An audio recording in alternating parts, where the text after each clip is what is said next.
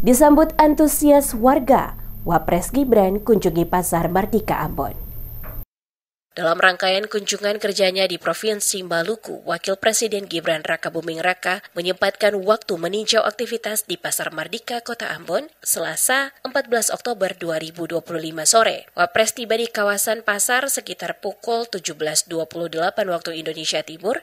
Kehadirannya sontak menarik perhatian ribuan warga dan pedagang yang langsung berkerumun untuk menyambut putra sulung Presiden Joko Widodo itu. Selama berada di area pasar, Gibran tampak berinteraksi dengan para pedagang. Ia menelusuri deretan kios yang menjual berbagai kebutuhan pokok, mulai dari bahan dapur, sembako, hingga makanan khas Maluku. Di sela kunjungan, Gibran juga sempat membeli sejumlah dagangan secara langsung.